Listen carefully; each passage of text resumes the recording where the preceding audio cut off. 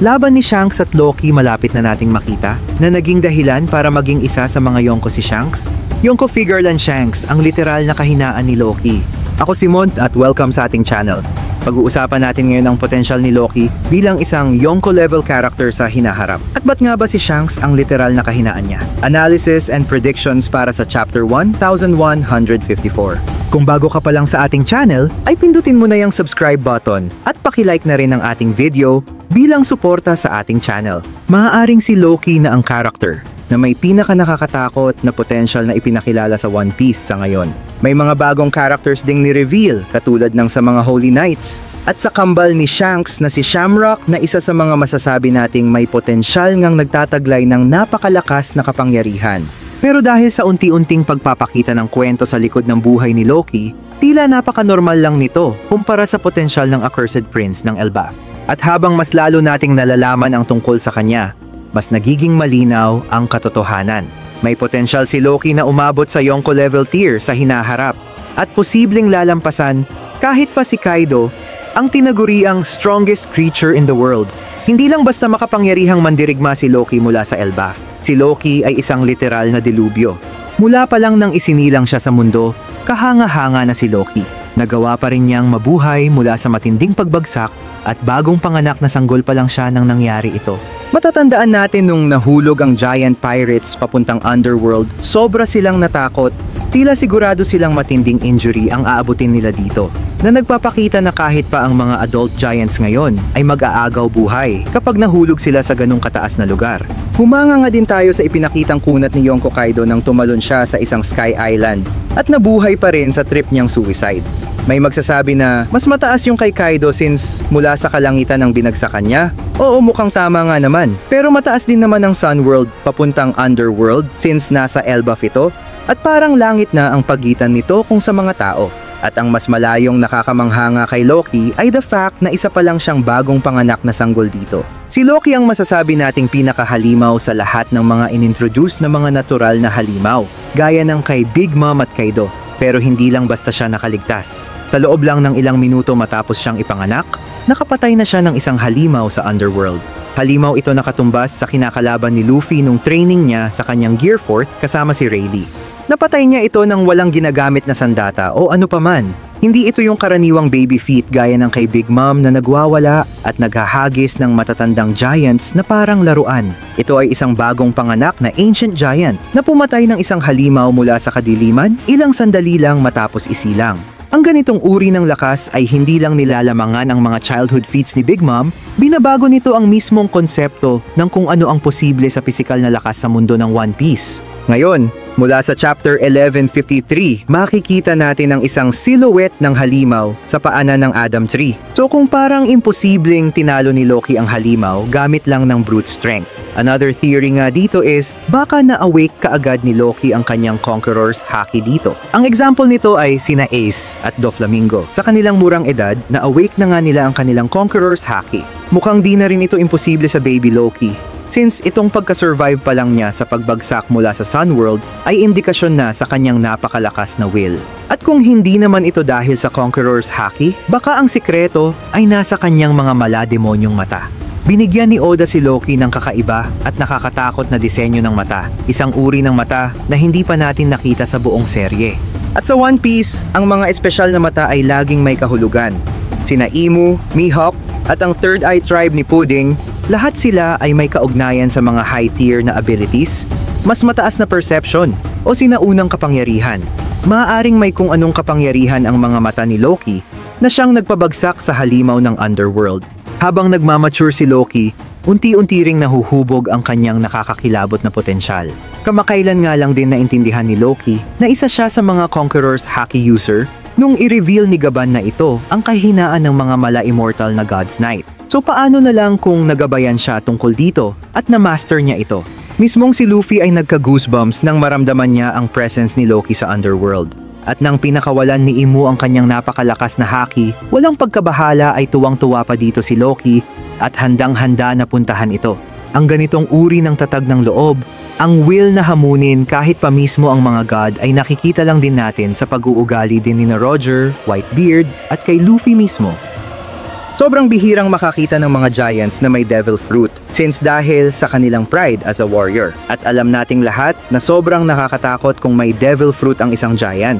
Gaya na lang ng kay San Juan Wolf ng Blackbeard Pirates, isang giant na may Deka-Deka no Mi na mas sobrang nagpalaki sa kanya.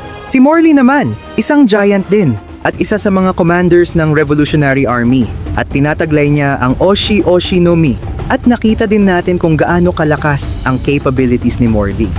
So paano na lang kung may giant na nagtataglay ng Logia Devil Fruit? Di ba sobrang nakakatakot nun? Giant na nagtataglay ng Devil Fruit ni Whitebeard or giant na may Devil Fruit ng isang mythical Zoan. Ngayon, naniniwala si Loki na nakain niya ang mythical Zoan Sun God Devil Fruit. Pero syempre alam nating imposibleng mangyari yon since na kay Luffy na itong Devil Fruit. Pero kahit na hindi man yun ang Sun God Fruit, may nakain nga talagang Devil Fruit si Loki. Theory sa One Piece community since Norse myth ang tema ng Elbaf. Maaaring isang Fenrir, Jormungandr, or isang Nidhogg ang possible na magiging Devil Fruit ni Loki. Or even Devil Fruit na may shape-shifting abilities if inspired talaga siya sa Loki from myths.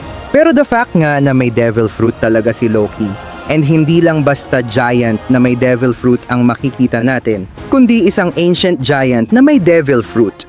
Paano na lang kung ang Sun God Devil Fruit talaga yung nakain ni Loki, di ba? Endgame kaagad ang One Piece. Yung elephant gun ni Loki malabajrang gun na ni Luffy.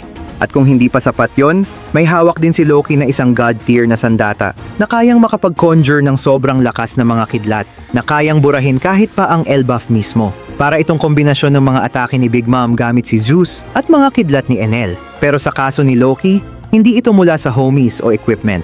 Ito ay tunay na mga kidlat galing sa kalangitan. Kahit si Scopper Gaban ay nababahala din sa kung anong destructive capabilities ang mayroon si Loki. At lahat ng giants sa Elbaf ay natatakot nga din sa kanya. Sa puntong ito nga, mukhang ang mga Yonko level characters na lang talaga ang may kakayahang kotongan itong si Loki. Gaya sa nabanggit natin kanina, ang mga characters na may mga unique na mga mata ay may iba't ibang abilities. At ngayon pa lang nga tayo nakakita ng design ng mata ng kagaya kay Loki.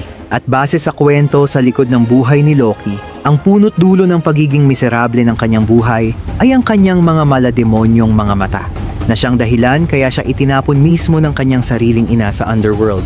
Mukhang indikasyon nga ito na espesyal talaga ang mga mata ni Loki. Maaaring may espesyal itong kapangyarihan, na sana nga talaga ito pa ang makapagliligtas sa banta ngayon sa Elbaf. Kahit na nakatakip ang mga mata ni Loki, sobrang lakas nga ng kanyang observation haki, na kaya niyang maiwasan ang Gear 4th Snake Man na suntok ni Luffy. Nakilala niya si Shamrock at hindi siya si Shanks. Alam niya ang mga posibleng atake ni Gunko na alam natin kung hindi lang siya nakakadena ng Sea Stone ay madali niya itong maiiwasan. Pati na ang naging atake ni Shamrock. Alam nga din ni Loki na matatalo siya kay Luffy nang pinigilan siya nito.